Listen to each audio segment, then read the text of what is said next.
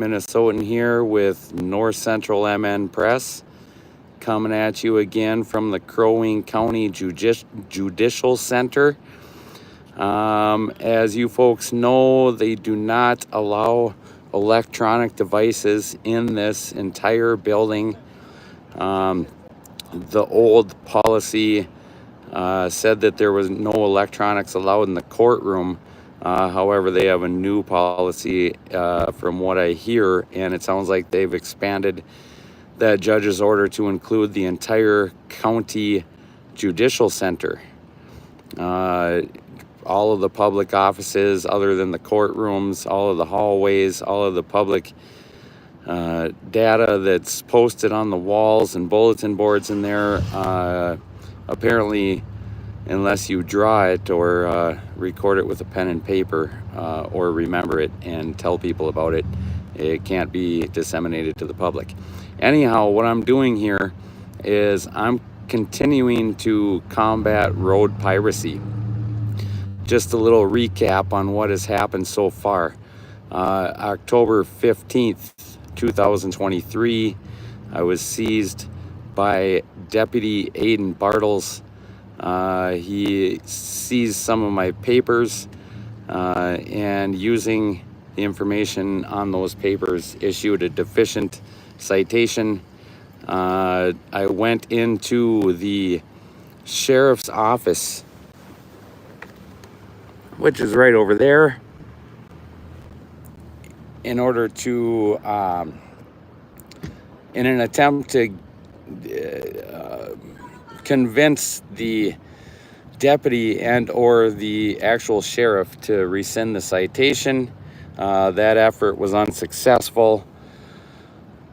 In Minnesota, you have 30 days after a citation is filed in order to either pay the fine or schedule a court hearing. I called on November 14th, 2023. You want to be in the video? I'm live. Yeah, I'm live. North Central MN Press on YouTube. Go ahead and you can watch us right now. Yeah, what's that? Hello, everybody. Hey, any other shout outs?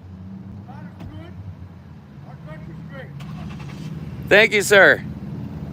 Had a couple folks that wanted to get on TV there. Anyhow, issued a citation October 15th, 2023. November 14th, 2023, I called the court administrator, which is right here in this building, and asked for a probable cause hearing. They denied me a probable cause hearing, set the matter for arraignment.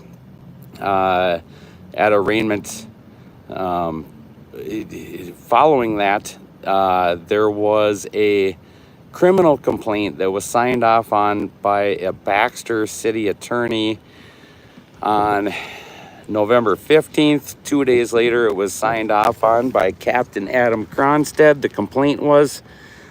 complaint requested an arrest warrant. It was a criminal complaint. Very malicious, since the accusation is not criminal in nature, but yet they filed a criminal complaint against me, requesting an arrest warrant anyway. Fortunately, the judge that reviewed that criminal complaint did not issue an arrest warrant. However, the judge did issue a summons. From what I understand, a summons or arrest warrant has to be based on sworn witness testimony. There was none. There was no sworn witness testimony on which to base the summons or the arrest warrant. However, the summons trapped me into the arraignment. At the arraignment, I asked them the nature of the charge, whether it was criminal or civil. They said it was criminal. Another judge, a different judge than who issued the summons, said the nature of the accusation was not criminal, which is strange since there's a criminal complaint asking for an arrest warrant. The judge said it's not criminal. However, the judge did not inform me of the actual nature. I don't know of anything other than criminal or civil or maybe administrative, and I'm not an employee of the state, so I don't know how that would apply. So anyway, at the arraignment, at the so-called arraignment, the judge entered a not guilty plea on my behalf and set the matter for trial, which I objected to. Prior to the arraignment, I wrote and served and filed 2 affidavit notices and opportunities asking about the attorney and the captain and the deputy's authority in the matter. I received no response to those. After the arraignment, like I said, the matter was set for trial. I objected to the plea being entered on my behalf, as well as the trial, as probable cause had not been established. I wrote in on a special appearance and motion to dismiss on, see what day was that, January 11th of 2024. I've received no response or decisions regarding the special appearance, which was written in order to challenge the personal jurisdiction of everyone involved. The deputy, the field training officer, the captain who signed off on the complaint, both Baxter city attorneys who have had their hands in this alleged matter, all 3 judges who have had their hands in the alleged matter, the court itself, the county sheriff's office. I challenge the jurisdiction of everyone who had their hands on this alleged matter. As you know, I am not being accused of a crime, as the arraigning judge confirmed. And so I challenged the jurisdiction of all public officials involved. Based on that fact, I'm not even being accused of a crime. And so if I'm not even being accused of a crime, no one's claiming to be injured, no one's claiming to be threatened with bodily injury, no one's claiming that their property was damaged. I have no idea why I'm at this point. Anyhow, I also included a motion to dismiss along with my special appearance. My special appearance explains why I'm motioning to dismiss, or the basis of my motion to dismiss. Again, I got no response. I called the court administrator on, I believe it was January 18th. Spoke with a woman named Ruth, who suggested that the motion would be heard at the time of on the day of trial, February 22nd. I said that's not going to work, because I mean, you're going to call all the witnesses. Have you done a fee schedule? I have not. I have not messed with that yet, activist. I'm actually battling this on constitutional grounds. First of all, the Fourth Amendment gives us or describes our security, our right to be secure in our persons, places, houses, and effects. Persons, papers, houses, and effects. And they obviously seized me, seized my person, seized my identity, seized my papers in order to get the information to even write this citation, the deficient citation, I might add, and to make the criminal complaint. So that's the first thing. The second thing is I have a right to life, liberty, and property. I shall not be deprived of life, liberty, and property without due process of law. I was deprived of liberty. Liberty includes the right to travel. I was deprived of that without due process of law. There's no claims that have been made that would, like I said, no injuries, no threat to bodily injury, no damage to property, no crime was committed. There's just no claim that would warrant relief has been made. So I'm not understanding this. However, Ruth with the court administrator suggested that my hearing could be heard on the day of trial. I asked if it would be heard in the morning since my trial is scheduled for the afternoon. She said no, it would be the same time as trial. So it wouldn't actually be a motion hearing. It would be just them denying my motion before starting trial is how that would work. I was in a similar situation in 2021. That's the way it worked in 2021. The same judge I had in 2021 has been assigned to this alleged matter. And so I told Ruth with the court administrator that wouldn't work. And so she suggested I write into the court to request a separate motion hearing date and a continuance of trial. Well, I've already challenged the court's jurisdiction. So for me to ask to motion the court for anything or to ask for a continuance would be to contradict what I've written in my special appearance and motion to dismiss. However,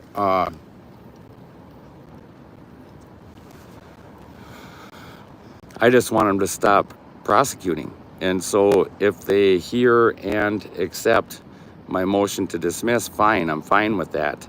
However, what I didn't like that I had to do was request a continuance of the court trial until a time after the motion can be heard.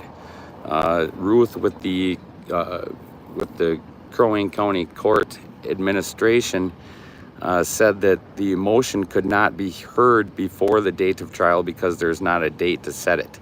I guess the courts are pretty clogged up, so there's not a date prior to February 22nd to hear that motion. And so what I've done here,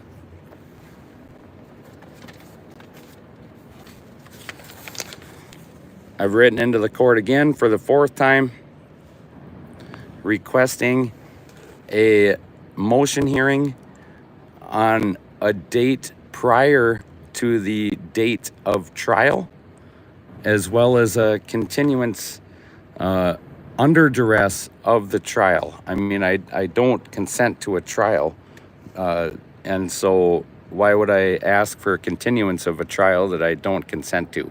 So I made that clear in my request to the court. So the reason I'm going live right now is because, again, I'm not allowed to record in this building. Makes me very nervous. You get very aggressive employees in here because they know they're not being recorded. They know that nobody will know what they're doing to anybody in here, and so they did get a little aggressive last time. I just don't understand it. I suppose it's to protect their fellow public officials, the judges, the deputies that issued the citation, the captain that signed off on the complaint, the city attorneys who don't even represent the plaintiff. The plaintiff is state of Minnesota. The attorneys don't even represent state of Minnesota. Neither does the deputy who issued the citation. Neither does the complainant who signed off on the complaint. None of them even represent the state of Minnesota. So basically, I'm being prosecuted by a ghost. I mean, who is state of Minnesota? I know who Minnesota is. That's this person walking down the sidewalk, that sheriff's deputy right there, myself, all these people around here. That's, we're Minnesota, but state of Minnesota is some kind of corporate entity that I do not know. So no one that has had their hands in this alleged matter has claimed to represent the plaintiff, who is state of Minnesota. It's an unknown entity. Do not know who state of Minnesota is. So I'm up against a ghost here. Anybody who's ever got, you know, accused of a petty misdemeanor, they like to call them traffic violations. Whoever has been accused of anything like that where they didn't cause any harm might know what I'm talking about here. You're up against a ghost, all right? And so the only thing I have to go on is the 2 affidavits, notices, and opportunities I filed back on December 5th and December 12th. The special appearance and motion to dismiss I filed back on January 11th. And now this request for a motion hearing and continuance under duress of court trial so that my motion can have a fair hearing. We'll see what kind of response I get from that, and I will keep you guys posted. I just wanted to update you all to let you know what's going on. Thanks for joining me today. Hit the like button. Comments, I always like the comments. They always provide strength and motivation for me to do what's right, so please continue to comment, share. If you want to get the word out, please share and subscribe. I've noticed that at least half, probably over half, of my viewers are not subscribers. So if you're watching and you're not yet subscribed, go ahead and subscribe if you would. With that, I'm going to shut it down. I haven't seen any questions coming across the chat, so I'm going to go ahead and shut this down. Again, thanks for joining today, and hopefully I make it out of here safe. I might throw something up on the community page just to let you guys know that I've made it out safely. I don't think I need another video unless something crazy happens in here, which is not out of the realm of possibilities, knowing these people here. So thanks a lot. Again, law-abiding Minnesotan with North Central MN Press. We will see you next time.